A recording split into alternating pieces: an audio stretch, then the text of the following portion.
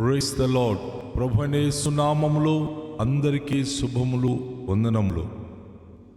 యేసయ్య మాటను ఈ కార్యక్రమాన్ని వీక్షించడానికి ప్రేమతో నేను మిమ్మల్ని ఆహ్వానిస్తున్నాను. ఈ దినము లూకా సువార్త 4వ అధ్యాయము 31వ వచనం నుండి 37 వచనాల వరకు మనము ధ్యానించుకుందాం. అప్పుడు ఆయన గలిలయలోని కపెర్నహూము పట్టణమునకు వచ్చి విశ్రాంతి దినమున వారికి బోధించుచుండెను. ఆయన వాక్యము అధికారముతో కూడినది ఉండెను గనుక వారు ఆయన బోధకు ఆశ్చర్యపడి, ఆ సమాజ మందిరంలో అపవిత్రమైన దెయ్యపు ఆత్మ పట్టిన వాడొకడు ఉండెను. వాడు, నజరేయుడైన యేసు, మాతో నీకేమి? మమ్మను నశింపచేయవచ్చితివా? నువ్వు ఎవడవు నేను ఎరుగుదును. దేవుని పరిశుద్ధుడవని బిగ్గరగా కేకలు వేశాను. అందుకు యేసు, ఊరుకుండమో, ఇతనిని వదిలి పొమ్మని దానిని గద్దింపగా దెయ్యము వానిని వారి మధ్యను పడద్రోసి వానికి ఏ హాని చేయక వదిలిపోయాను. అందుకందరూ విస్మయముంది, ఇది ఎట్టి మాట! ఈయన అధికారముతో బలముతోను అపవిత్రాత్మలకు ఆజ్ఞాపింపగానే అవి వదిలిపోచున్నవని ఒకరితోనొకడు చెప్పుకొనిరి. అంతటా ఆయనను గూర్చిన సమాచారం ఆ ప్రాంతములంతటను వ్యాపించెను. ప్రియదేవుని యొక్క బిడ్డలారా, ఈరోజు ఒక అతి శ్రేష్టమైన విషయం గురించి మనం ధ్యానిస్తున్నాం. అపవాది అనగా సాతాన్ శక్తులు, అపవిత్రాత్మలు పరిశుద్ధాత్మతో నింపబడిన యేసు ప్రభుకు భయపడుతూ యేసు ప్రభు ఎవరు అనేది సకల ప్రజల ఎదుట బిగ్గరగా చెప్పడం అనేది మనం చూస్తూ ఉన్నాం. నేడు కూడాను అనేక స్థలాల్లో దైవ సేవకులు దేవుని పరిచర్య చేసినప్పుడు దురాత్మ పట్టిన వ్యక్తులు సేవకులను గురించి మాట్లాడినప్పుడు, దురాత్మతో పీడించబడిన వారిని ఆ దురాత్మలు వదిలిపోయినప్పుడు సర్వ సమాజం ఈరోజైతే నమ్మలేకపోతుంది. ఏదో మాయ చేస్తున్నారు, ఏదో వంచనలతో ప్రజలకు వీరు మోసగిస్తున్నారని వివిధమైన మాటలు పలుకుతూ ఉన్నారు. ఈరోజు మనం గమనించినప్పుడు యేసుప్రభువారు నజరేతు నుండి కపెర్నహూము పట్టణానికి వచ్చారు. నేను మొదటి దినాన తెలియజేశాను, యెరూషలేములో దేవాలయము చాలా పెద్ద దేవాలయం ఉంది. ధర్మశాస్త్ర ప్రకారమైన సమస్తమైనటువంటి కార్యకలాపాలు వారు యెరూషలేమునకు వెళ్ళి దేవాలయంలో బలులు అర్పించడం కానీ, వారు చేయాల్సినటువంటి సమస్తమైన దహన బలులు కానీ, పాప పరిహార బలి కానీ, అర్పించే అర్పణలు అక్కడ అర్పించడం అనేది సహజం. అయితే ఆయా పట్టణాల ప్రజలు నిత్యము విశ్రాంతి దినాన 100-200 కిలోమీటర్లు వెళ్ళలేరు కదా. కనుక అన్ని పట్టణాలలో వారు ఒక చక్కటి సమాజ మందిరం, దానినే సినగోగ అంటారు, ఈ సమాజ మందిరము నిర్మించుకొని ప్రతి విశ్రాంతి దినమున రబీ అని ఎవరైతే అక్కడ బోధకులు ఉంటారో వారు దేవుని పరిశుద్ధ గ్రంథాన్ని, పుస్తకపు చుట్టలను వారు తీసి ధర్మశాస్త్ర గ్రంథం యొక్క కొన్ని విషయాలను వారు చదివి ప్రతి విశ్రాంతి దినమున దేవుని ఆరాధించడం అనేది వారికి అలవాటు. అయితే కపెర్నహూము పట్టణానికి యేసు వచ్చినప్పుడు విశ్రాంతి దినం వచ్చింది. ఆ విశ్రాంతి దినమున తన వాడుక చొప్పున సమాజ మందిరంలోనికి వెళ్ళిన ఆయనను బోధించడానికి ఆయనను వారు అవకాశం ఇచ్చినప్పుడు ఆయన వాక్యము అధికారముతో బోధించినట్లుగా ప్రజలు గమనించారు. ఆయనకి ఇవ్వబడిన ధర్మశాస్త్రము నేను చదివి అధికారంతో కూడినదై ఉండెను.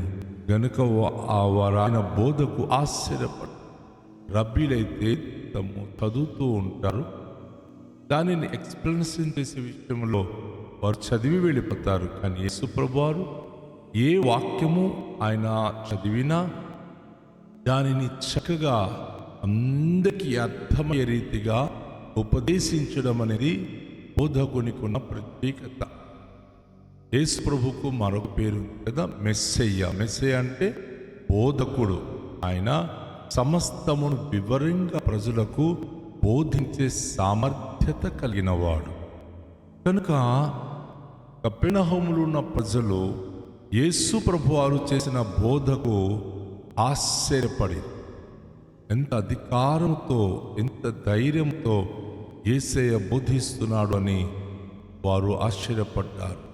అయితే విశేషం ఏమిటంటే ఆ సమాజ మందిరంలో ఆ రోజు అపవిత్రాత్మ పట్టిన దెయ్యము ఆత్మ పట్టిన ఒకడు వారి మధ్య వచ్చి కూర్చుండి ఉన్నాడు.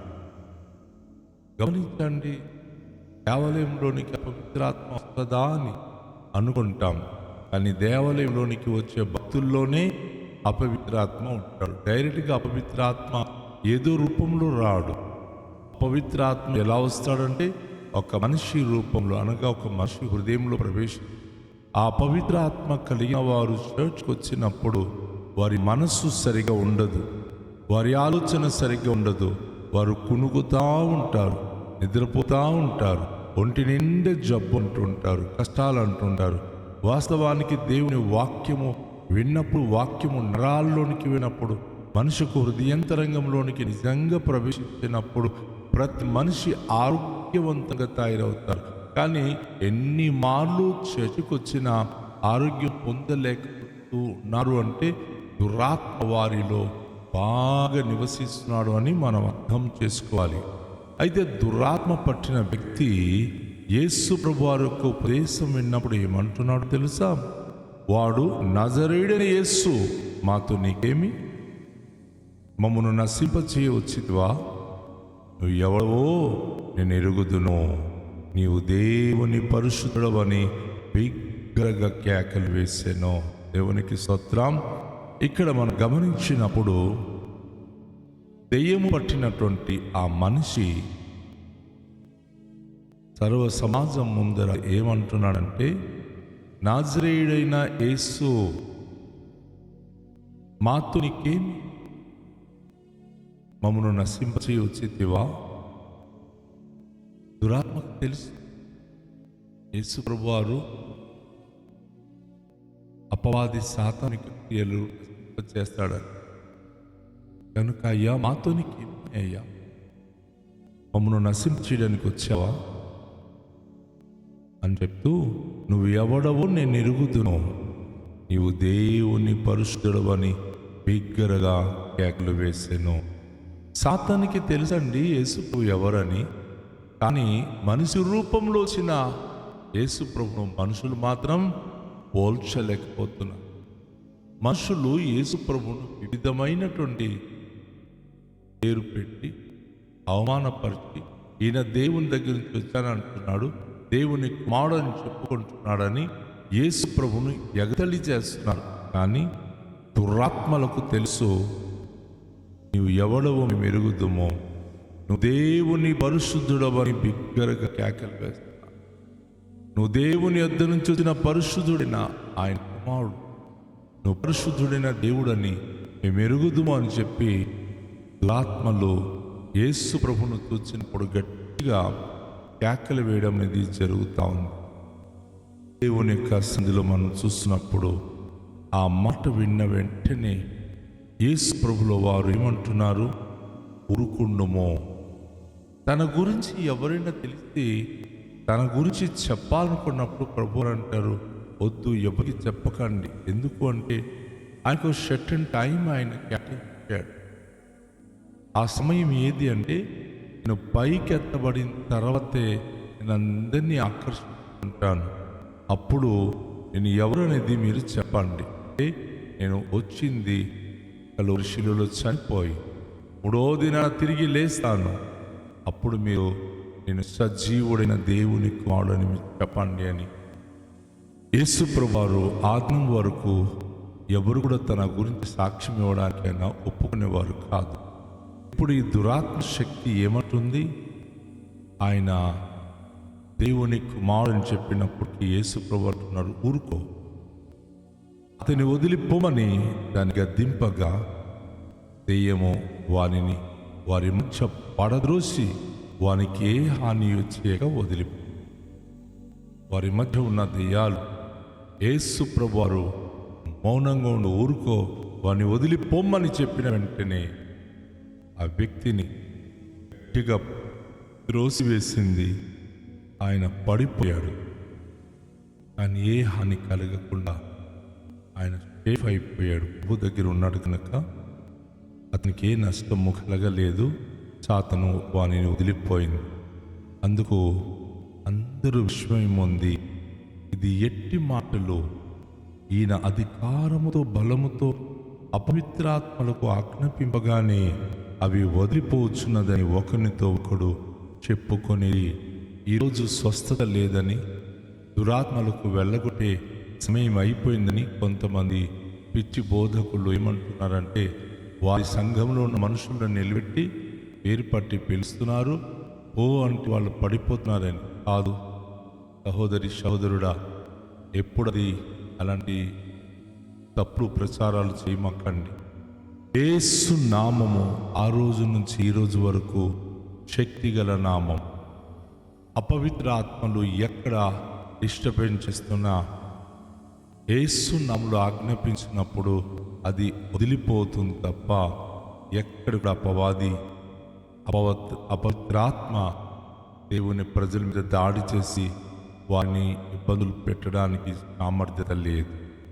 అక్కడ ఉన్నవాళ్ళు ఈయన ఎవరు ఇంత అధికారంతో బలముతో అపవిత్రాత్మకు ఆజ్ఞాపిస్తున్నాడని చెప్పి వారు ఆశ్చర్యపడుతూ చెప్పుకుంటున్నారు. అంతటా ఆయన గూర్చి సమాచారం ఆ ప్రాంతమందంతట వ్యాపి. ఈరోజు స్వస్థపరిచే దైవజనులు, ఈరోజు అనేకమైనటువంటి కార్యాలు జరిగిస్తున్నటువంటి ప్రభు యొక్క సేవకుల గురించి అనేక మంది వెళుతుంటే వారిని అడ్డగించి వారు చేసింది నిజం కాదు అని అబద్ధాలుగా నిరూపిస్తున్నారు. అటు అన్యులు ఆ విధంగానే మాట్లాడుతూ ఉన్నారు, ఇటు దేవుని ప్రజలు కూడా అలాగే మాట్లాడుతూ ఉన్నారు. అది ఎన్నటికీ మరి సమంజసం కాదు. ఎందుకంటే యేసు నామములో శక్తి ఉంది, అధికారం ఉంది. ఆ నామం బట్టి ప్రార్థించినప్పుడు, ఆ నామం బట్టి గద్దించినప్పుడు అద్భుతాలు జరుగుతుంది. కనుక దేవుని ప్రియ బిడ్డలారా, రండి తలలుంచుకొని ప్రార్థన చేద్దాం. మహిమ కలిగిన ప్రభువైన యేసు నామములో మనము కూడాను విడుదల పొంది శక్తి పొంది ఆయనకు మహిమ కలిగి జీవించడానికి సిద్ధపడతాం. మిక్కిలి దయగల తండ్రి, ఇది కాస్యములో ఇదిగో మీ నామములో ఉన్న శక్తి, మీ నామములో అధికారం ఉందని నమ్ముతున్నాం. ప్రభు, ఎక్కడైతే మీ వాక్యం చెప్పబడుతుందో, ఎక్కడైతే మీ నామం ప్రశ్నించబడుతుందో ఆ స్థలమందు అపవాది అనేక అల్లుకొల చేయాలనుకుంటున్నాడు. కానీ మీరు మీ సేవకులకు ఇచ్చిన అధికారం బట్టి, మీరు మాకు ఇచ్చిన అధికారమును బట్టి ప్రార్థించినప్పుడు దురాత్మలు పారిపోవు. ప్రభు, అద్భుతమైన కార్యాలు మా జీవితంలో జరిగిస్తున్నారు. స్తోత్రాలు. సరే, ఈరోజు వినవాక్యమును బట్టి ప్రతి కుటుంబము ఆత్మతో నింపబడి శక్తితో నింపబడి ఈ ప్రపంచమంతటికి ప్రభువైనా నిర్మించిన నిర్మాణకుడైన ప్రభువునే ఇస్తున్నా. దురాత్మిక క్రియలకు బంధిస్తూ దూరపరుస్తూ బంధకాల్లో ఉన్న ప్రజలు విడుదల చేస్తూ మీ మహిమ కొరకు జీవించే భాగ్యబంధులుగా కృప చూపించమని యేసు నామములో ప్రార్థిస్తున్నాము తండ్రి, ఆమేన్. అందరికీ షాలోం. ప్రభు మనను దీవించునుగాక.